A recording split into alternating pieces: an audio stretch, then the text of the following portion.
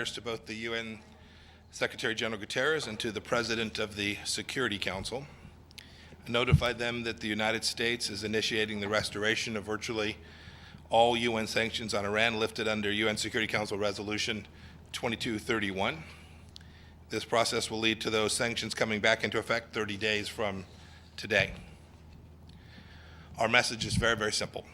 The United States will never allow the world's largest state sponsor of terrorism to freely buy and sell planes, tanks, missiles, and other kinds of conventional weapons. These UN sanctions will continue the arms embargo. I'm pleased to say, too, that these restored sanctions will also reimpose accountability for other forms of Iranian malign activity that the authors of the nuclear deal foolishly downplayed. Iran will again be prohibited from ballistic missile testing. Iran will be back under sanctions for ongoing nuclear activities, such as the enrichment of nuclear material that could be applied to a nuclear weapons program. This is happening, of course, at a moment when Iran is refusing to allow the IAEA to inspect sites suspected of undeclared nuclear activity that were formerly part of Iran's nuclear weapons program. President Trump and this administration have discarded the fiction that the regime merely seeks a peaceful nuclear program. We will never allow the Islamic Republic of Iran to have a nuclear weapon. Our actions today, too, should come as no surprise to anyone. Our team has made every diplomatic effort over now almost 2 years to renew this arms embargo.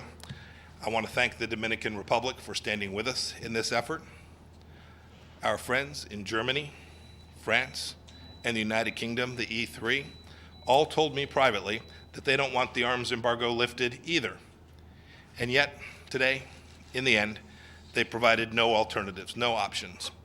No country but the United States has had the courage and conviction to put forward a resolution. Instead, they chose to side with the Ayatollahs. Their actions endanger the people of Iraq, of Yemen, of Lebanon, of Syria, and indeed their own citizens as well. In stark contrast, the Gulf Cooperation Council nations deserve praise for showing courage and unity in warning about the danger from Iran. 2 weeks ago, Bahrain, Kuwait, Oman, Qatar, Saudi Arabia, and the United Arab Emirates sent a letter to the Security Council urging a renewal of the arms embargo before it expired in October. As Iran's neighbors, they know better than anyone else the havoc that Iran could create with these weapons. Look, the world, and especially our European friends on the Security Council, should have heeded their words. America won't join in this failure of leadership. America will not appease. America will lead. The leadership begins with recognizing the Islamic Republic of Iran for what it truly is, a theocratic, revolutionary, brutish regime that will not voluntarily seek peace or make life better for the Iranian people. The one-sided, foolish nuclear deal didn't bring security for America. It didn't bring stability to the Middle East, nor did it moderate the regime's behavior. And it never can. It never will. Today's actions puts additional pressure on Iran to behave like a normal country and to come back to the bargaining table. We call on the international community to join us in crafting a stronger deal that addresses the full range of Iran's malign behavior and protects people of all nations that simply want to live free from Iranian predation. Thank you. Happy to take a few questions. Let's start with Reuters. Thank you, Mr. Secretary. Michelle Nichols from Reuters. As you've just mentioned, this process can take up to 30 days unless someone puts a resolution forward beforehand to extend the sanctions relief on Iran. Has the United States asked the Dominican Republic to do this so you can veto that? Or are you considering putting forward that resolution yourself to veto? And on Europe, your European colleagues have just put out a statement saying they can't support this move. Russia has said this is non-existent. What's your message to Russia, China, and other countries who may not reimpose UN sanctions on Iran after 30 days? Well, as for the process, we're confident that a resolution will be introduced. It's required under Security Council Resolution 2231, and we spoke with the President of the Council about that today. We're confident that that will happen. As for decisions that other nations make, they're sovereign countries, they get to make their own choices, but make no mistake about it. It is an enormous mistake not to extend this arms embargo. It's nuts, right? And I haven't heard privately from any country that thinks it's wise, except for perhaps from Iran. Everyone understands that this country, look, since 1985 alone, the Iranian regime has conducted terrorist operations across Europe. It's hijacked commercial jets, it's bombings, murdered innocent Europeans. It's conducted assassinations of dissidents in Europe, plots to blow up Jewish synagogues. This is all in Europe by the Iranians. Does it make any sense for them to have more weapons? We should not forget that just this year, they took down a commercial airliner. This is not a nation that is capable of or trustworthy to be able to buy and sell weapon systems. And so I just urge the whole world to unite.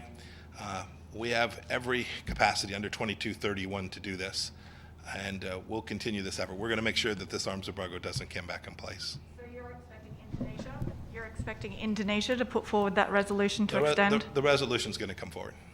Indonesia? Okay, wait, let's go right here. Thank you. David Wayne from Bloomberg. Secretary of State, what I can barely hear you. If you could speak up just a bit. Can you, sorry, it's the mask. Can you hear me now? Yes. If China and Russia begin to sell weapons to Iran when the arms embargo expires, what action specifically can the United States take to stop them? Thank you.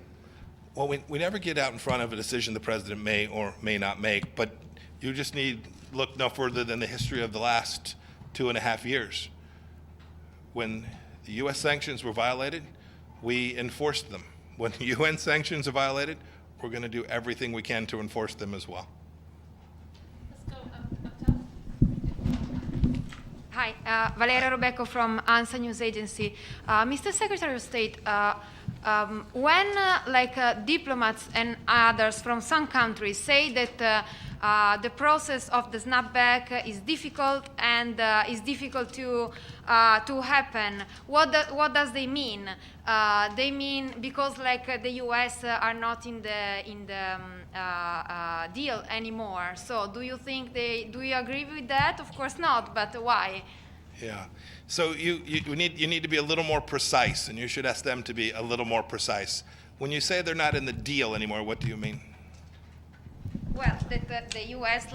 withdrew from the nuclear deal in 2018. Yes. That's the Yes. position of the Yes. country saying, you know. But I know that you. Yes. So this much is accurate. President in May of 2018 made a decision that we would no longer comply with the political commitments attached to the JCPOA. But go read paragraphs 10 through 12 of the 2231. They are completely separate. We provided no notice to the UN, right, when we withdrew, because it wouldn't have made any sense to provide notice. 2231 is completely independent. Indeed, I thought it'd be worthy to take just a moment to read you what the State Department, the United States State Department, told me when I was a member of Congress back in 2015. I asked this very question. I knew I'd be here 5 years from now. I'm kidding. Here's what they told me when I asked this very question 5 years ago. They knew this day would come. Here's what they said. This is signed by the Assistant Secretary of Legislative Affairs at the State Department, dated November 19th of 2015. It said everything. This is the Obama-Kerry-Biden State Department. They said the following. They said everything in the JCPOA and its annexes are commitments Iran made and must keep to remain in compliance. If Iran breaks these commitments, the United States can snap back both unilateral and UN sanctions. It's important to emphasize this. 2231 gave every one of the participant states the right to execute snapback unconditionally. There are other nations that are not in compliance with the JCPOA today as well. They would have the right to conduct snapback as well. It's written, it's plain, it's very straightforward. I know the Russians and the Chinese will try and obfuscate, they'll use their disinformation tactics, but just read the plain text of the document. It's not the case that a political agreement arranged by a group of parties, including the United States, can undo the amazing work of the UN Security Council.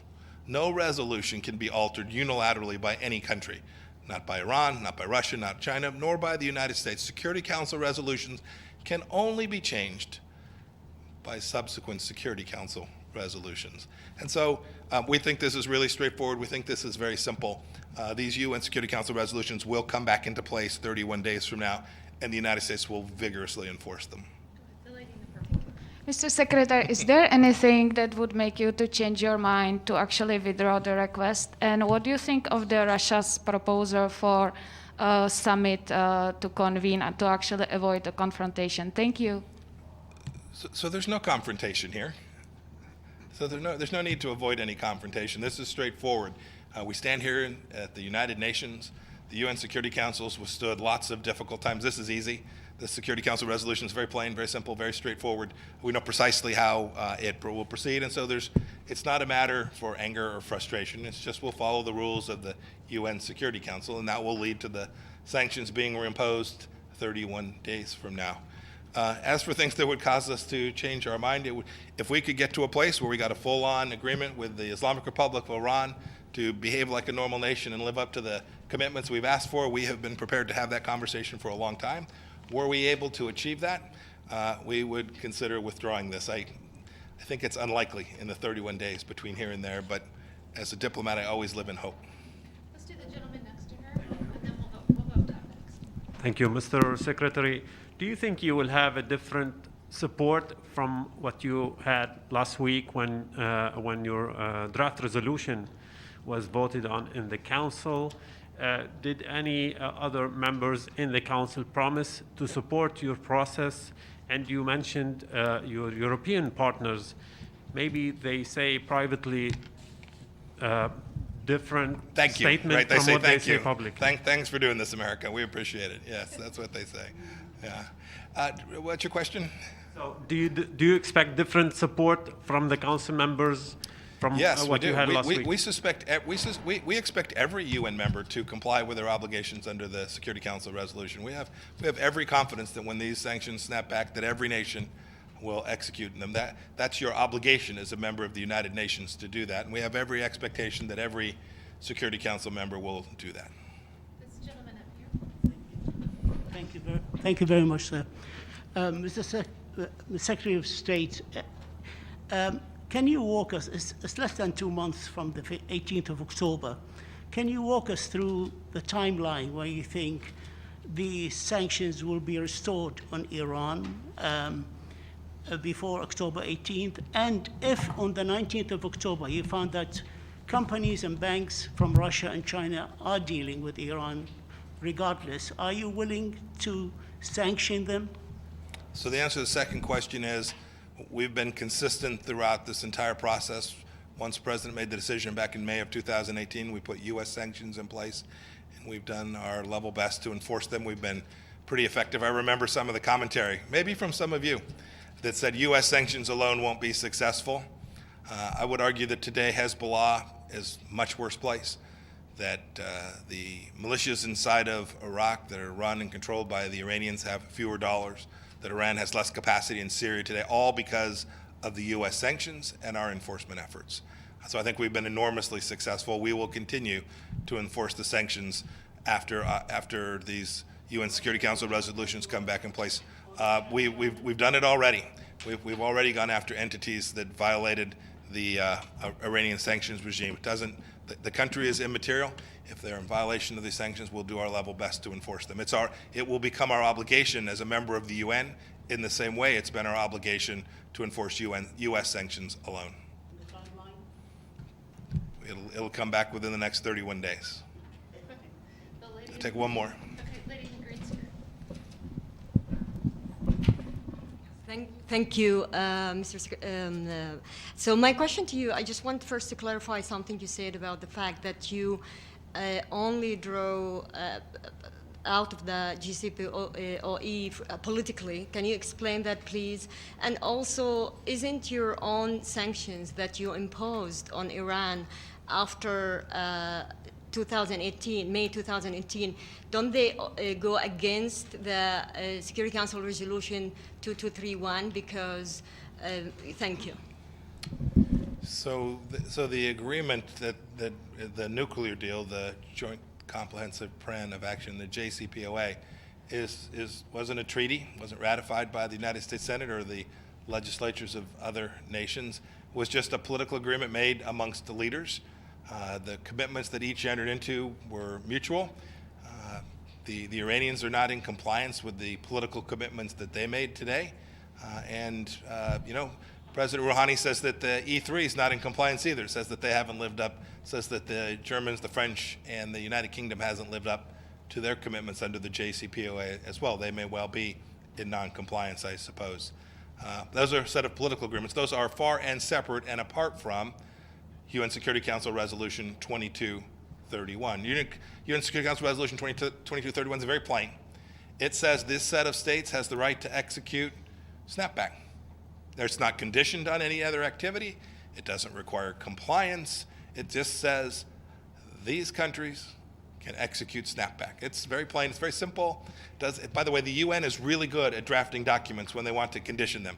If it wanted to say, you may execute snapback if and only if, and place a condition, it knows full well how to do that. It didn't choose to do it here. It didn't do it for a reason. It didn't do it for a reason. It wanted to make plain that any nation that found that Iran was not in compliance would have the capacity to do precisely what it is the United States did today. That's what we did. We followed the rules of UN Security Council Resolution 2231, and we have every expectation that the Security Council will do its part as well. Thank you all very much for being with me. Have a good day.